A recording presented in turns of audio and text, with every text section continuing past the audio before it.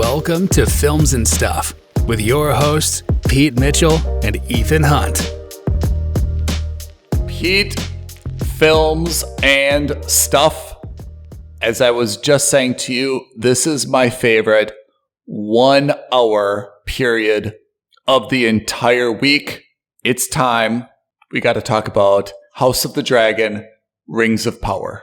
That's right, Ethan. And I am actually quite happy with the pace of how things are moving in Dragonstone or in King's Landing. Slightly less so than on Middle-earth, but I'm quite pleased, yeah? So this week, there's a lot of new faces. We basically took a 10-year jump. My, how things change, huh? It's so funny. So let's talk about House of Dragons. Can I read out my first bullet point? My first note was, because I make notes while I'm watching the show, and I said, Royal Baby! Joffrey? Oh, that's ominous. And then immediately, Royal Babies? 3 kids in tow already? Yeah. Alicent has now 3, and Rhaenyra has 3, and of course, none of them are with Laenor. They're all with, apparently... None of them look like a Targaryen or as a Valyrian. Nope. Not a single one of them. Yeah, I mean, one of the things I thought that struck me right away was that right now, as things stand, Alicent's kids are more powerful than Rhaenyra's kids, right? Because they're the kids of the queen and the king. But when Viserys, in what way? Just in terms of they have that, just the fact that they're the kids of the king and queen, right? So is what's her face, Rhaenyra. That's what I'm saying, though. They're her younger brothers. When Viserys dies, yeah, then Rhaenyra's kids are basically going to be more powerful than Alicent's kids. And that's what Alicent said to Aegon, which is, dude, get your shit together. You are the challenge. You may die if you don't get serious about stuff, you know? So I thought Alicent, I have to say, just like her father, Otto, really seems to be kind of the only adult in the room who gets it. Like, she really is probably the only person, as far as we know, she's not stepping out of her marriage. She does all her duties, and she's got, like, the clearest perspective in terms of how this is all going to play out. Yeah. And not just does she have the clear perspective, but she's addressing it, and she's bringing it to the forefront. Everybody else knows. I don't think it's now an open secret, right? Clearly... The Hand knows, Viserys knows, everybody knows. But no one wants to say anything because you don't want to talk about the dirty little secret. Yeah. And except Alicent. Alicent's the only one who says, everyone get out. I need to talk to my husband. And your daughter is definitely having sex with somebody else. So credit to Alicent in that regard. I think in that regard, she's probably the most mature of the group. However, as we see by the end of the episode, she's clearly still also very naive. I mean, are you talking about Larys? Yeah. I mean, he's just evil. Yeah, he's the little finger of this group, right? Yeah. He's the one who's kind of sprinkling dirty thoughts and dirty words, true as they may be, but still into Alicent's ear. Yeah. He's the one who she goes to when she says, we need to solve this problem. Yeah. And he ends up killing his brother and father on purpose, making him the new Lord of, what's it? Harrenhal? What was the name? I can't remember. What kind of psychopath? I mean, he didn't even seem to have like a bad relationship with his father or brother, right? Not that I could see on screen anyway. What kind of psychopath arranges something like that? Right. And if anything, that actually elevates them into a position of power because their son could potentially become king, right? Or his nephew could become king. Yeah. So I thought that was a bit psychotic, and I thought that was really the first misstep that we see Alicent really make. you just know her father would never do. I mean, she definitely made it. It's definitely not what she wanted, but is she worse off because of it? Forget Laris, and maybe she owes him a favor, and maybe she's got to manage him, but are things worse with Harvin gone and with the hand gone? So fundamentally, nothing has changed, right? Yeah. Except now Viserys will have a new hand. Where things could get better for Alicent is if she's able to convince Viserys to put someone else that was closer to or allied with her as his hand. Yeah. Okay? Or maybe even call upon her father once more. So in that regard, she could be better. The other thing is this could be the slippery slope in the sense that this could be the inciting incident that makes her turn into a villain. I guess Alicent almost has to act more aggressive than she's comfortable with because the stakes are so high. 100%. Not just are the stakes so high, but now it's not just about her, it's about her 2 kids as well, her 3 kids or whatever it is. Yeah. She doesn't want to lose them either. And she's afraid Rhaenyra will kill her kids. We don't know what Rhaenyra's intentions are with Alicent's children because they are ultimately her siblings. Yeah.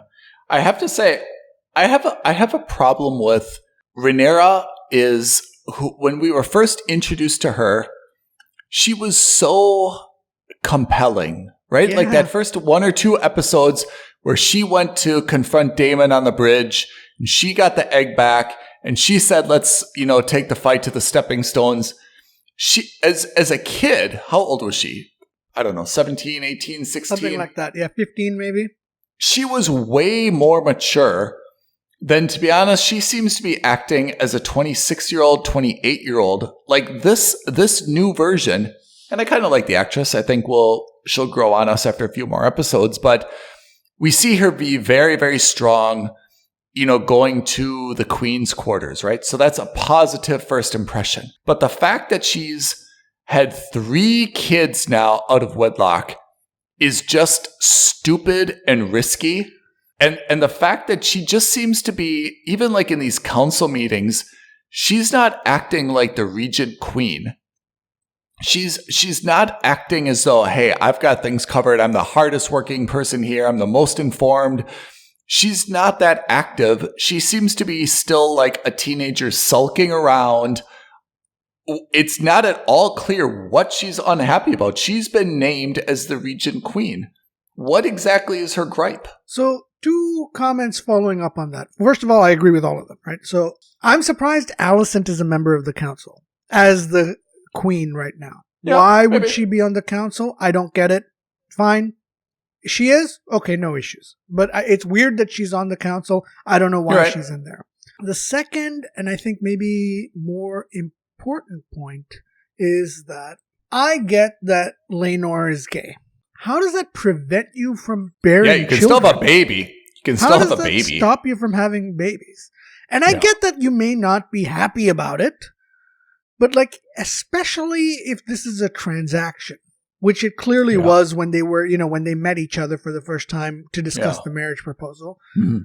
Especially if this is a transaction. What, you can't bite the bullet for 3 times to have your 3 kids and leave it at that? And once the babies are there, she can have all the sex she wants with Harwin as she wants and drink that magical tea and she's fine, right? And maybe that's another plot point they could have explored as a source of controversy. But it was kind of heartbreaking and disappointing when Rhaenyra's kid comes up and says, "Am I a bastard?" Because obviously that's how do you not think of your own children in this, right? Obviously, everybody and their mother is going to be talking about it behind his back. Obviously, his cousin brother, Aegon, is going to be nailing him around with that. Everybody is. And children, of course, are even more cruel. Harwin as well. Harwin's supposed to be, her royal guard, right? Yeah, exactly. I understand, okay, you got a little bit careless or reckless and you had a child. 3, it's like you're starting a family. At some point, and his father even says to him, come on, dude, you're putting everybody at risk. His dad was right, yeah? Like, come on. What are you doing? Yeah. You're tearing everything down. So Harwin also has a better obligation, but I agree. It would have been interesting. I mean, 3, it's just kind of like rubbing it in your face, and Allison is absolutely right about that. It would have been interesting if the oldest, right, Jaehaerys, if he was brown haired, or if he were the bastard, and then the next 2 were not, then you have what could be the makings more of drama, incredible really. drama, not just within King's Landing, as in whose family is going to take over, correct, but even within the family. And by the way, Kristen Cole, he's got to go, right? He's turning out to be a real jerk. I mean, Cole, I think, is going to stay because, again, I know, but he's going to be obviously the main bad guy, right? Or the main bad guy's henchman. Let's put it that way. I mean, is Cole wrong? He is, because that's the Queen Regent. First of all, he was the one who also broke his oath. So why is he still hanging around? Like, by all rights, he should have either been kicked off or killed. So it takes 2 to have sex. It's not a one-way street. He himself also broke his oath. And then to go after her for doing the same, I'm sorry, buddy, you don't have a leg to stand on when it comes to blaming her. You're just kind of sour grapes. Yeah, it's just sour grapes because he's not the one who's having the kids with Rhaenyra. It's not that he's offended by the fact that she's breaking her wedlock. It's just he's offended that she's breaking her wedlock, not with him. Correct. I mean, it's getting really... Let me give you my hot take. It's getting really tense. I gave you my hot take on Skype. I think that surprised you. But you know who actually I thought came out looking the best this episode? Daemon. All of a sudden, his stock went all the way up. And because I didn't like Aegon, because he's going to be obviously like a Joffrey-style cruel jerk. Rhaenyra lost all credibility with me because of what's been going on in the last 10 years in this time jump. Viserys has always been the weak guy, and I think he's basically just biding his time, that he doesn't want to see controversy while he's alive, so he basically is going to he's going to leave a shit show when he dies. Yep. Daemon, however, married, surprisingly faithful to Laena. Seemingly, right? Doesn't have any bastard children. Yeah. They're staying out of politics. They're in Essos. They're on other lands. She wants to come back to Westeros. He doesn't want to go back because he feels like there's nothing left for him there because he'll never be king. But my God, what a great way this would be for him to kind of pull his stakes in, because he's already had an affinity to Rhaenyra.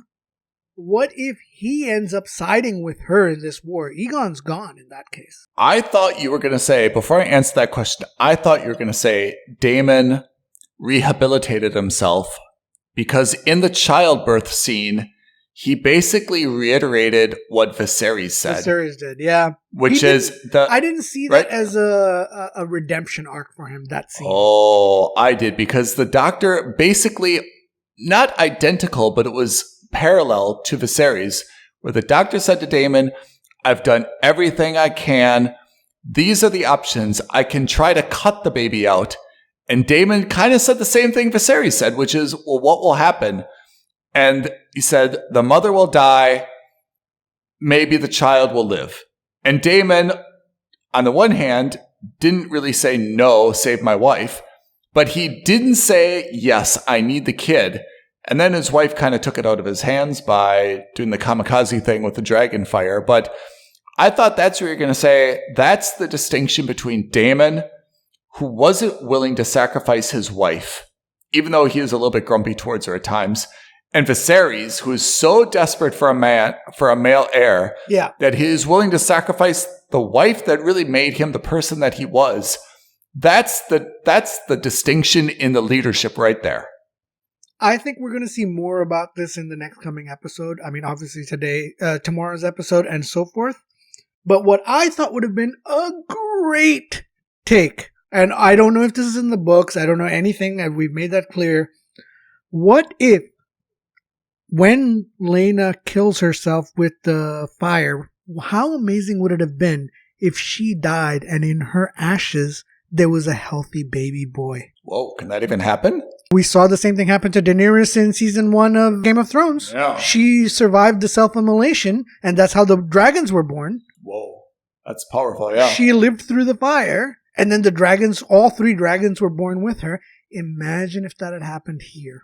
That would have been wow, huh? And it wouldn't, then what would have happened is that would have put Daemon's family line as the true Targaryen heir because they are born of dragons. Ooh, yeah.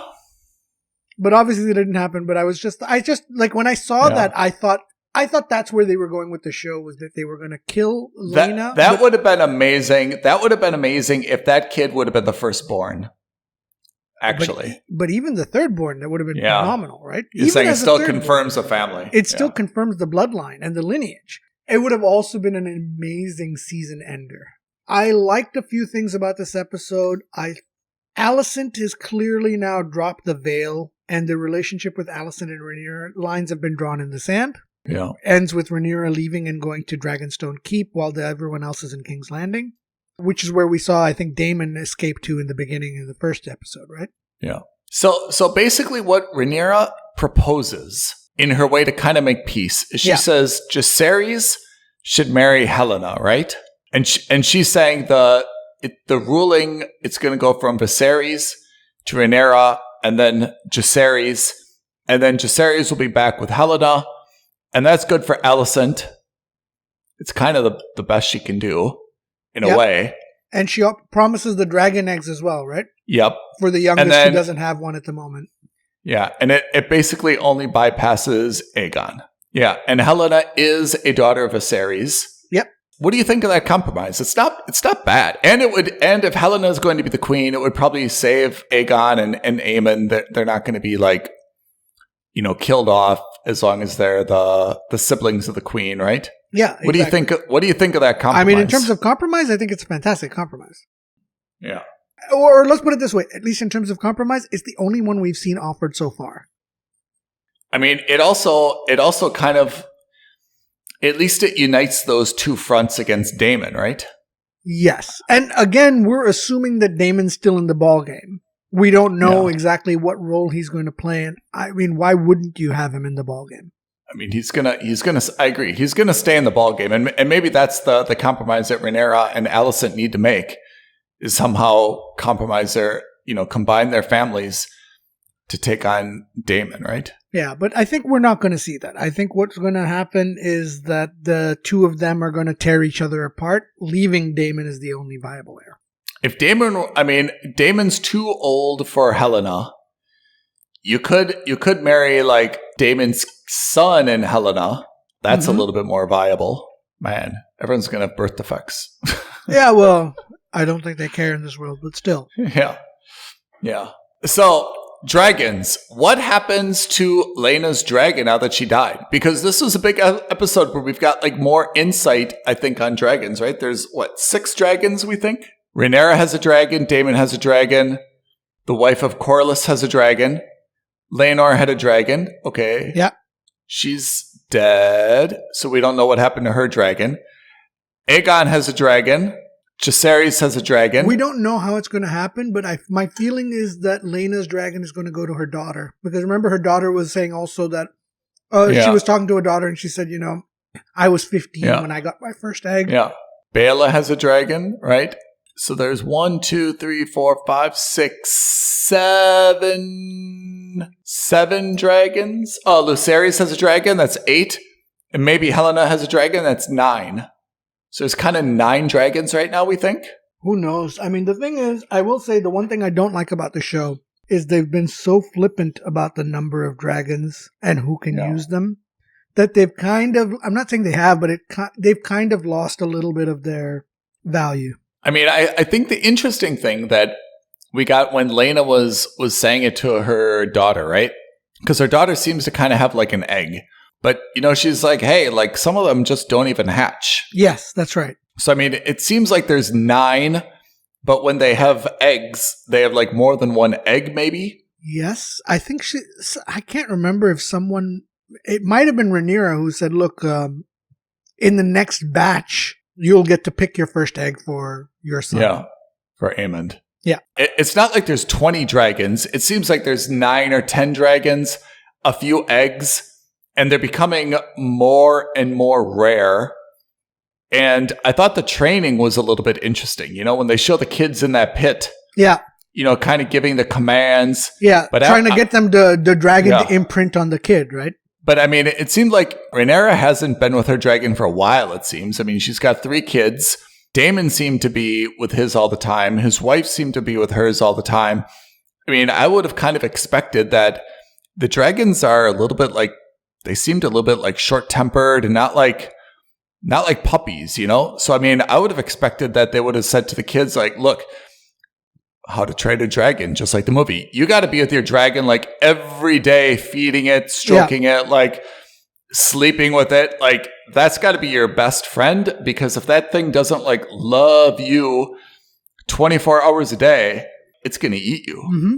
So I kind of, as you said, it was a little bit flippant, but I thought when they're in the pit and the kid's like, okay, give it a command. Like I thought like, that's it. Like you should be with that thing like non-stop to get it to like love you and be so loyal to you, Now, I don't know if you've seen this. I want to just quickly take a tangent. There have been clips circulating around the internet where in Game of Thrones, this is when Joffrey gets engaged to Natalie Dormer's character after Sansa runs away. Okay. He takes her down into the Dragon's Keep, and where you see all the images of the Targaryens and all the different, I guess, bones. I can't remember. Honestly, it's been so many years, I can't remember. But supposedly, he spoils what happens in this show. No way. And I haven't verified this. I haven't gone back to check because, frankly, I couldn't be bothered. He tells Natalie Dormer's character, and I can't for the life of me remember what her name was, how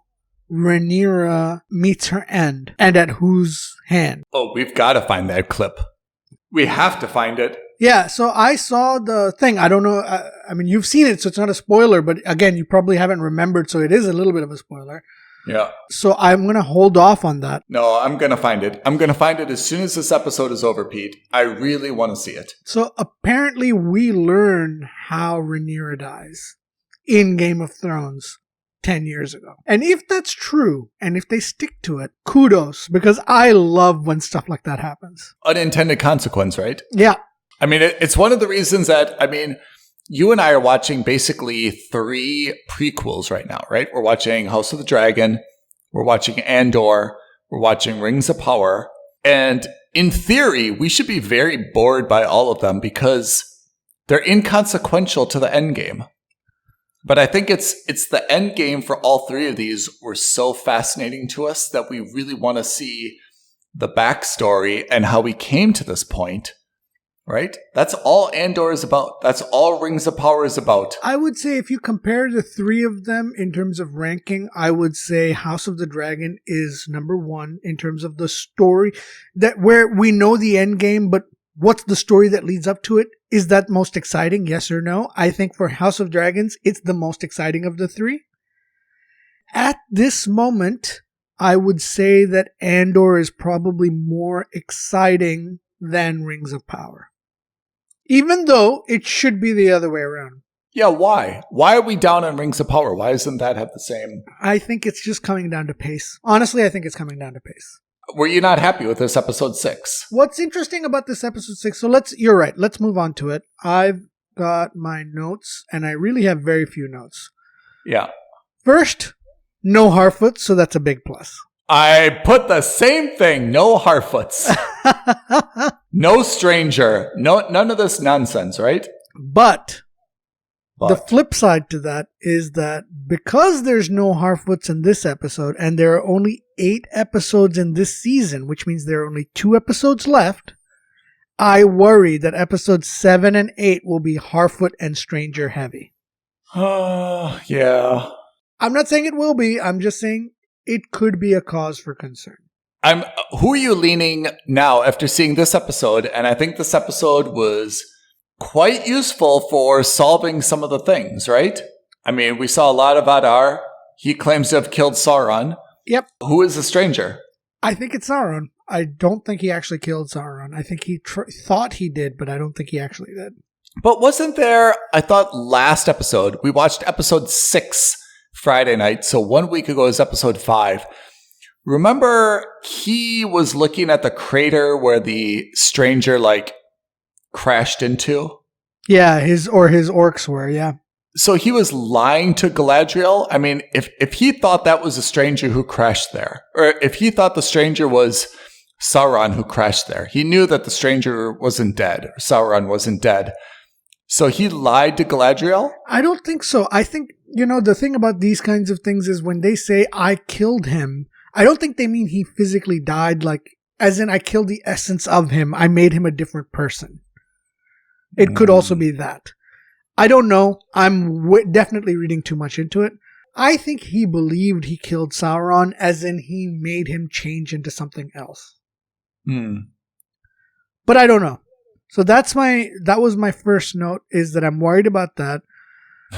Harfoots. Got it. What else? Worried about that. Second thing is the fight scene seemed a little bit fun, a little bit more fluid in this one, where you get to see Galadriel on the horse. You see, all of them kind of coming in. I thought that was a little more dynamic than we've seen in other episodes, where you see Arondir also take on that troll on his own. Yeah. So I thought that was fun. Or maybe orc, I can't remember what they're called. I mean, I think, I was just going to say, to play on that a little bit, I guess that's probably the payoff that a lot of Lord of the Rings fans were waiting for. They really wanted kind of like some epic battles. And I felt like this episode finally gave maybe us not so some epic, big stuff. but definitely a battle. And one that was reasonably satisfying, in my opinion. Yeah. So I liked that. The great reveal at the end of the episode is that finally we get to see Mount Doom and the creation of Mount Doom. Now we know where it is. So we know where it is, which means that the Southlands, I mean, it doesn't take a rocket science to figure out, no matter what happens with the elves here and with Numenor here, that land is going to fall. Yeah. Right? Because we know that this is Mordor in the rest of Lord of the Rings. So I have a question, though. So everything seemed to be good for a while. And then Arondir took this, what do they call it? The sheath, sword? The sword, yeah. Mm-hmm. And he supposedly hid it. And he hid it first under a floorboard. Yeah. Right? Okay. Not very creative, but fine. And then how at the end did Waldreg get it? Yeah, so I was a little confused about that, and I still am a little bit, but I think what happened was he got it. Because remember, we see Adar with the sword. Yeah. Before the fight sequence with Numenor. Yeah. Right? And he calls up that blacksmith to say, I have a task for you. Yeah. I think what he did was he then created a fake, as in he wrapped up a random axe instead of the sword to make Arondir think that he had the real weapon. Okay. So you think Arondir was fooled? Because I was thinking Arondir was actually trying to fool Theo. Theo must have seen him do that. But this is after it was taken from the floorboard. Maybe. Maybe. No, but then why would he do that? Why would he do that? Because he would have wanted to know where the sword was as well. Yeah, so you think Arondir got a fake. Arondir gave the fake to Theo thinking it was real. And that's what I think. Adar really has a separate one. And the separate one went to the blacksmith, who went and used it as a key. So is Waldreg the blacksmith? Or whatever. I thought he was a blacksmith. Yeah. Maybe he's not. Okay. But yes, Waldreg. That's what I was wondering. How this dude got it and how he knew to put it in the thing and why he put it in the thing. I don't understand any of those 3 points. Adar told him to. Adar gave him those instructions because he called him over and said, I had a task for you, right? Oh, and he said, put this thing in the I mean, he must have off-screen said that. We don't know. Okay. He was just called to talk to him. And Waldreg, the blacksmith, pledged loyalty to Adar, right? Yes, he did. All right. Because he's a coward. So he puts the sword in. He turns it. It unlocks Mount Doom, basically. And now we know that this is where it is, right? Yeah. Which now leads me to believe we're not going to see the creation of the rings in this season. I think we're going to see it in season 2.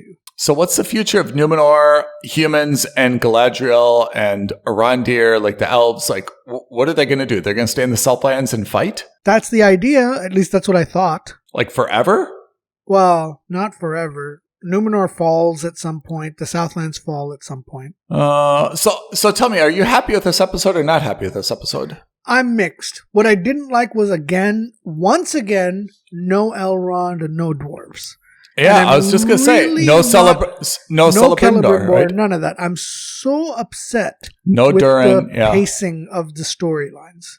Because they kind of snatch away the interesting storylines at the whim, at the drop of a hat, and I don't like it. I really don't like it. Why would you have what was clearly going to be a very interesting element of that story, of this story, 2 episodes ago, and then not have it in this last episode? So I agree with you. I think this is a matter of editing, right? Which is, these episodes are not short. There seems to be enough room that even if it's a short scene, you can just kind of like zoom in on, okay, well, what's happening here?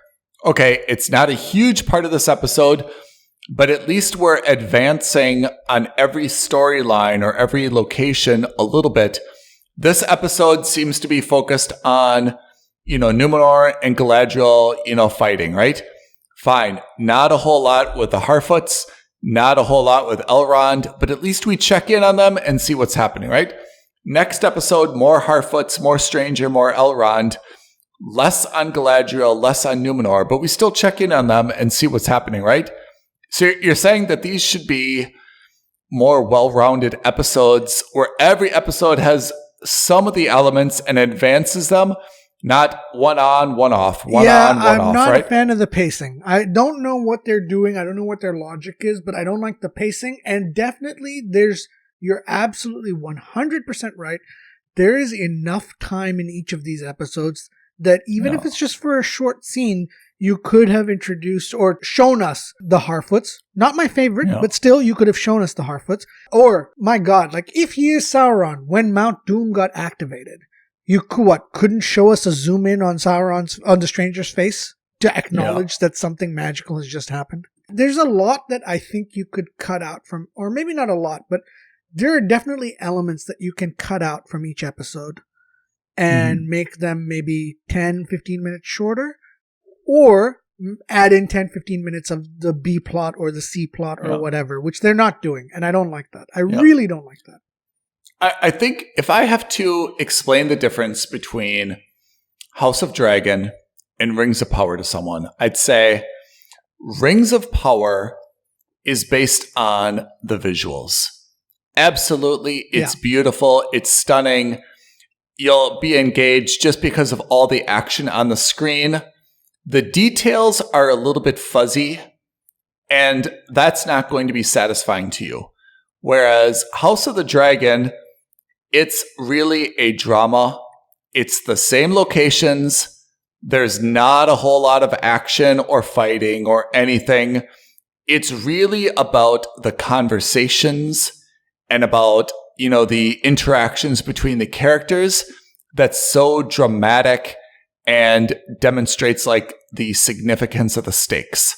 So if you really want a drama and you want to focus on characters, House of the Dragon. If you really want to see a super cool battle and stuff exploding and all these fights, even though it's not really clear how or why or blah, blah, blah, it's Rings of Power, right? And that seems to be the way that I would distinguish these two from each other. Yeah. And it's interesting because you'd want a little bit of that drama. I'm not invested. Exactly. I'm not invested in Rings of Power. Exactly. I think that's the problem, and I think a lot of that comes down to the way that characters have been depicted and presented on screen. Yeah. Save for Galadriel, we don't really know anything about anyone else on screen. Or for every 10 minutes of screen time of real Galadriel motivation that we see, we get maybe a minute at most, and I'm being generous, of everybody else. Can I say, though, I think Galadriel and a little bit Arondir are the only people that we can have an impression on whether we are aligned with them or not aligned with them. We there's no one else that I can really have an opinion of. But the problem is with Halbrand, Bronwyn. I'll tell you why I have an issue with that, or maybe not an issue, but the problem also is that opinion on them is very black and white. Yeah. There's no nuance. Of course, you're not going to think negatively of Galadriel. She's supposed to be the good guy. Whereas, let's look at Rhaenyra in Great House of Dragons. One episode I'm for Rhaenyra. The next episode I'm for Alicent. The next episode I'm for Daemon. My allegiances are flipping all the time, and that's adding and ratcheting up the drama. Here, not really. But it's also dynamic, right? Alicent, for example, is there's no black and white in terms of she's good or she's bad, right? Rhaenyra there's no I like her, I don't like her. It's I like this about her, but she made this mistake. There's a but. And And that's what I think is dramatic when you're talking about characters, which is, like you said, I think Daemon's got the best claim to the throne. Maybe he does. Is he a good guy? I mean, Definitely we've seen not. No. Is Rhaenyra the right one? That's what a drama is. And I think that, House of the Dragon has really distinguished itself or positioned itself as a drama, that has a setting in this fantasy era. We haven't seen anything else that indicates that it's not old world London, right? I think you put it best 2 episodes ago. Really, the best way to look at it is to say, all right, Pete and his siblings are going to have lunch with Ethan and his siblings. We're going to sit down. We're going to chat. We're going to have lunch. We're just going to have minor chit-chat about House of the Dragons. If there are 8 different people on that table, you're going to have 8 different opinions about who is right and who is wrong and why. In my family, we say 6 people, 7 opinions. Right. Exactly. And in Rings of Power, all 8 people are going to say, well, what's the alternative? If Galadriel is a good guy, of course she's a good guy. What's the alternative? We haven't seen any nuance. Nothing. You're right. There's nothing. She's a good there's guy nothing to discuss. A little bit of a jerk. Exactly. There's nothing else to talk about. Have you seen Rings of Power? Yes, it's so beautiful. Oh, yeah, it's beautiful. Great scenes. Galadriel. Yeah, they got to kill Sauron. Absolutely. You're right. Like the conversation, there's nothing else. There's no hot take. Keeps it going, and there's no hot take. There's no take that says, I can't believe Pete believes that Rhaenyra is right. I can't believe Ethan thinks that Daemon is right. How is that possible? What does that say about each other? The only issue, and this is where you're right, is the stranger. The stranger is the only unknown, the only thing with any intrigue not focused on at all. Exactly. Elrond, maybe that's a little bit kind of like, we're not sure exactly. We could cloak get and there dagger. with the Mithril. We could definitely get there with the Mithril. But again, we have seen, 2 episodes with him? They've skipped him for 2 episodes. Like, what is going on with that? Yeah. It's really disheartening. That's what I meant by the rug pull. In the sense that they set it up beautifully in episode 5, and then all of a sudden in episode 6, rug pull. We're not even going to show you Elrond on screen today. Yeah. So I think that works, if you think about it this way, Lord of the Rings and Hobbits has a big screen cinema mentality. Mm-hmm. Go see this movie. It's amazing to watch on the screen. That mentality works different for a cinema than for a series drama, right? Yep. Because it's 3 hours versus 8 hours. House of Dragon would be tough to watch in a cinema. Like you'd be like, okay, like that was a great movie. I really liked it, but not that exciting to sit through, like blah, blah, blah. That's not a great big screen. Yeah, you're right. Because you and I would sit there and say, like, do I need to see this scene where they're sitting at the King's Council? Like, this is dumb. Yeah. Bring on the dragons. I agree. Let's see some flying. Yeah. That's not a popcorn eating movie. That is a week to week. Let Pete and Ethan argue about who has the better right to the throne, who's good, who's bad, who should marry who. That is made for dialogue. And Rings of Power, to be honest, is a television show or a movie disguised as a television show. Yeah, it's got. And that's why we're not emotionally invested. If that's a 2-hour epic, you and I are all in, and we probably really like it. Yeah. Numenor was beautiful. That battle was beautiful. Now we saw how Mount Doom was. I can't wait until the next one comes out next year. I bet. At the end, in 2 weeks from now, when episode 8 drops and the season ends, I'm willing to bet that there's going to be a couple of Lord of the Rings super fans who are going to go in and make a 2-hour movie out of these 8 episodes. They'll cut. So I don't know if I told you about this. I can't remember. I was talking to someone. I saw online that someone took all of Obi-Wan Kenobi's 6 episodes. Whoa. And they cut it from a 6-hour TV series to a 2.5-hour long movie. And the movie was phenomenal, supposedly. Huh. And I imagine somebody could do the same thing for Rings of Power, where they would say, all right, here's 8 hours. I'm going to get rid of 6 hours of fluff. You're still going to see all the beauty. You're still going to see these epic, grandiose shots. But I'm going to make this a 2-hour, tightly drawn movie, maybe 3 hours, whatever it is. Yeah. And it's going to be way more interesting to watch. It'll be like it's like watching, when you watch sometimes, some people watch it at twice the speed or 1.5 times the speed. It'll be like that on steroids. Yeah. I mean, Andor, for example, would not be a good movie. Terrible movie, but it's designed as a slow burn TV series. Yes, it should be a slow burn TV series. And I think that's where Rings of Power is losing me a little bit, which is it's just visual, but I don't have anything to say about it. You even said it yourself. I've got like a few notes, good battles, no Harfoots, blah, right? Okay, Halbrand is a king, but of who? Of the people of the Southlands. Mm-hmm. But the Southlands are basically Mount Doom. Everything is happening, but nothing's happening at the same time. Right. So what happens in the next 2 episodes of the season? That's a great question. I don't know. I mean, this is supposed to be 5 seasons. Do you think it went actually too fast? That we've got Mount Doom at the end of season 1? Okay, the rings will be forged at the end of season 2. What do we do for 3 more seasons? It'll culminate with the battle. Or I imagine it'll culminate at the battle where Sauron gets killed, quote unquote, and Isildur takes the ring. I imagine one of the final shots of the series will be the ring falling off from his hand, getting knocked into the river, where it gets picked up by Smeagol / Gollum 1,000 years from now. Oh, yeah. So Isildur is here to stay, huh? Yeah, he has to. I mean, he's the protagonist / antagonist for the rest of however long this is. Yeah. Everyone that we've been introduced to, every named character that's of importance, is going to be around for all 5 seasons. What about Bronwyn? I don't know her. I don't know Arondir. I don't know any of their stories. But yeah.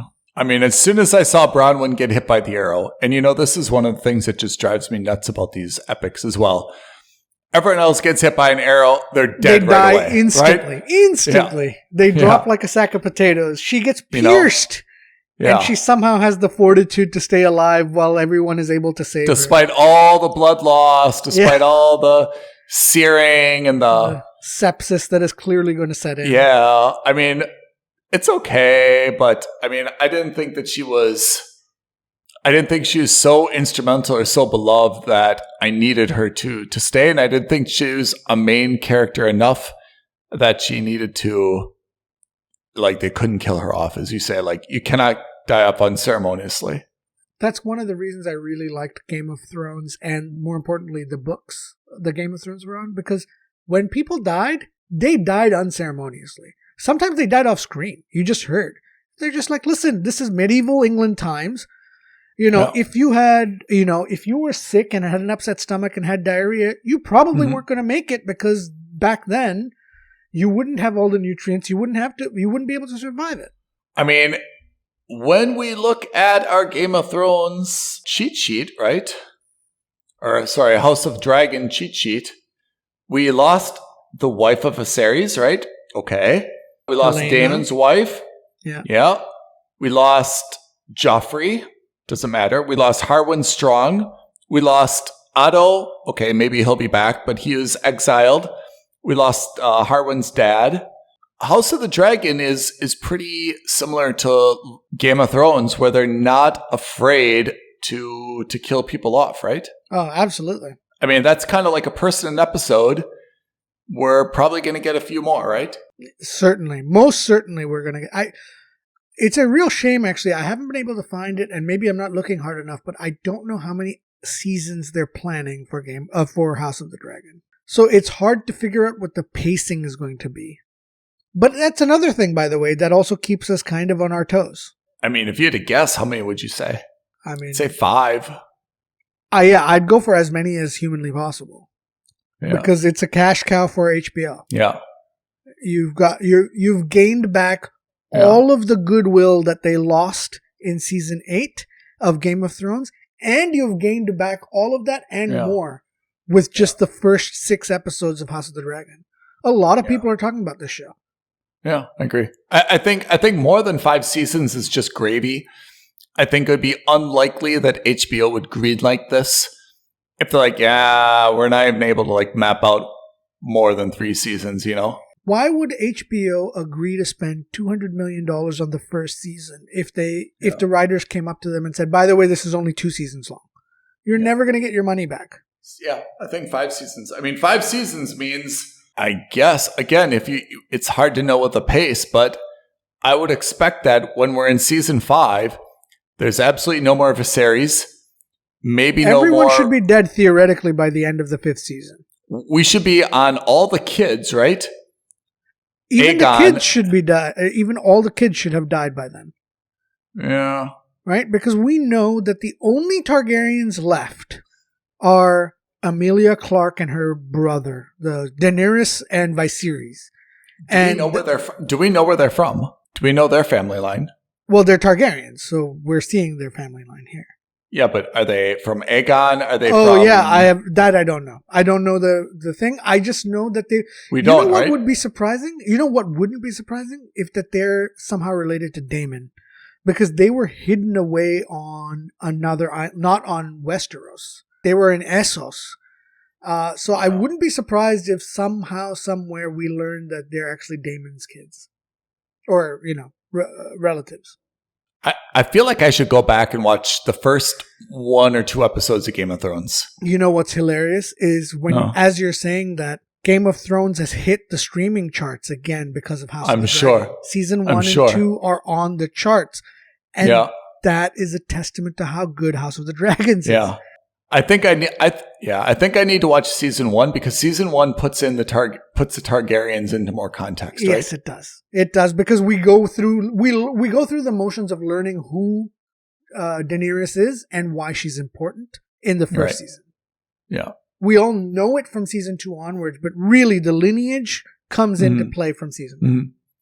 Look, I don't know who my most valuable player is, but my least valuable player for the second week in a row is Viserys, who continues to not be a bad guy, but he continues to complain that he's got no legacy, that he doesn't have any hard decisions to make. And he just is an ostrich with his head in the sand. Yeah. And he could be fixing this whole mess that's taking down with a single word. He could absolutely eliminate everything. So let's say you're Viserys. What do you do? If I'm Viserys? Yeah. At this stage... Goes to Aegon. To Aegon. You have to. Because you just be like, I can't have a bastard as the king. That is not a true Targaryen because he doesn't have the Targaryen features, and he's not even a true Valyrian. He doesn't have the Valyrian features. So what was the point of that alliance? Yeah. Would you, if you're Viserys, do anything with Daemon? Like bring him closer, like anything like this? Or you continue to exile Daemon? No, I wouldn't care at that point. Because if Rhaenyra is no longer a part of the ploy, or a part of the play, who gives a damn what he does? So I don't know if he'd reach out or not reach out, but I would just simply say, hey, listen, Aegon is the new and only true heir to the throne. You throw Rhaenyra to the dragons, literally, and just say, you're on your own. You are no longer a part of this family because this is what you've done. And I've got my line of succession twice over, a third over if I proceed with having my daughter also be the queen. So I'm fine. Yeah. I'm set. Yeah. And what that does is it also immediately puts Alicent into a position of power. Yeah. Daemon's going to get married again. I feel like we have not heard the last of Daemon getting married. I don't know. He's single. He's ready to mingle, right? I feel like he's gonna. Maybe a new family gets introduced somehow.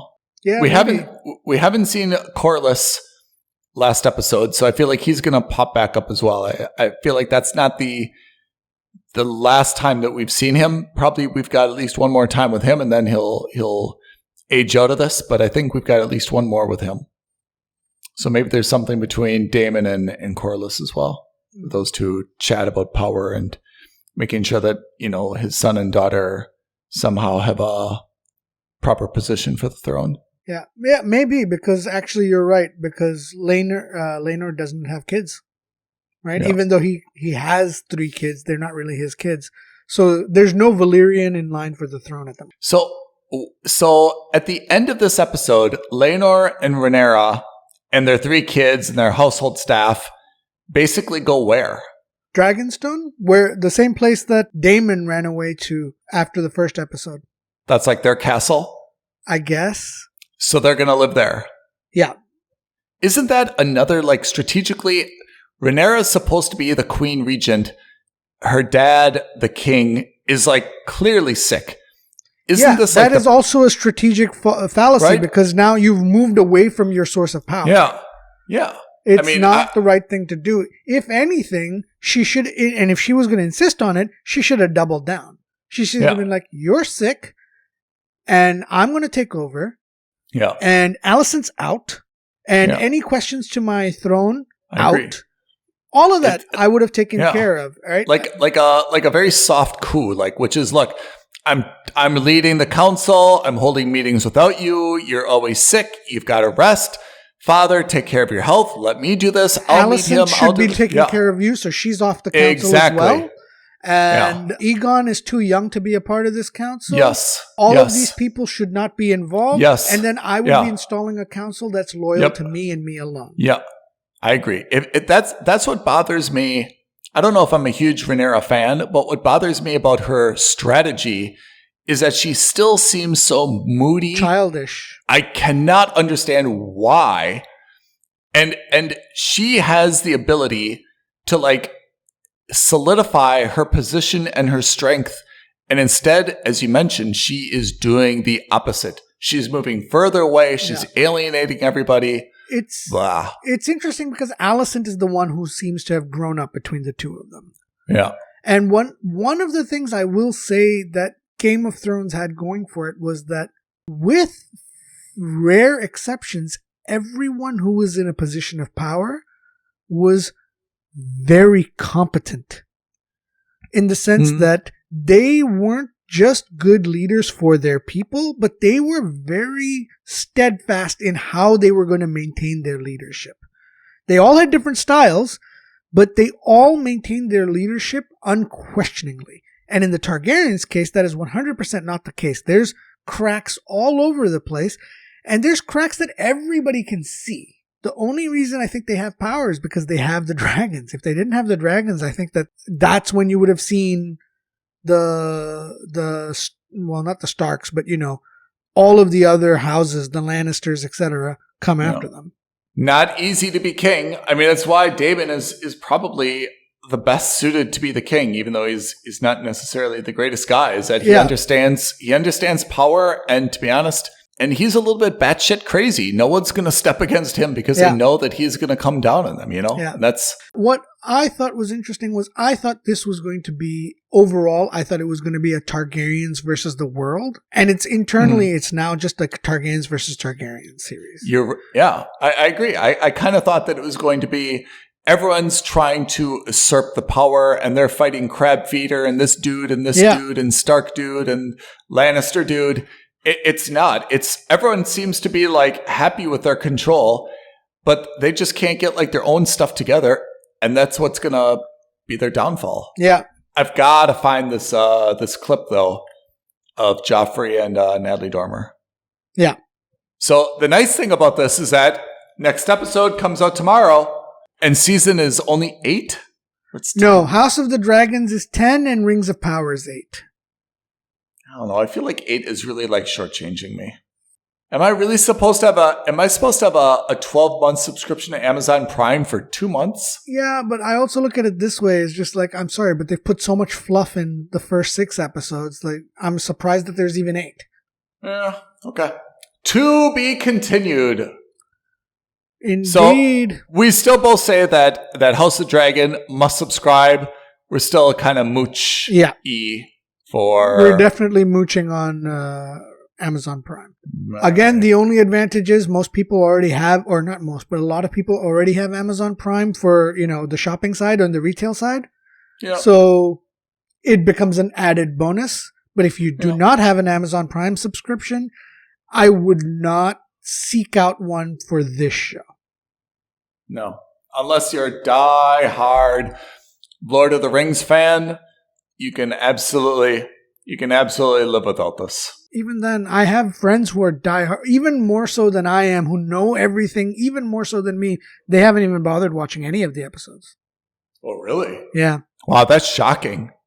Again, Amazon should be like, those are the types of comments that Amazon should be like. That's the red flag for them. There's still time to course correct after season 1 ends. I think it's obviously too late for season 1, but there's time to course correct for season 2 onwards, and let's hope that they do. Yeah, I mean, just like, the original Game of Thrones, I mean, you saw the viewership numbers. It started at like 4, 7, 14, 28. Yeah. To 45, yeah. I mean, so it's true. I mean, shows do get momentum and they grow in viewership. But I have to say, given the stakes of Rings of Power and the recognition it had and the platform that Amazon had, it should have been kind of at an all-time high to begin with. Yeah. And should have maintained that pace all the time. Yeah. And I think the word of mouth and the reviews are not telling anyone, you've got to watch this, you're missing out, Anyway, that's Rings of Power. So stay tuned.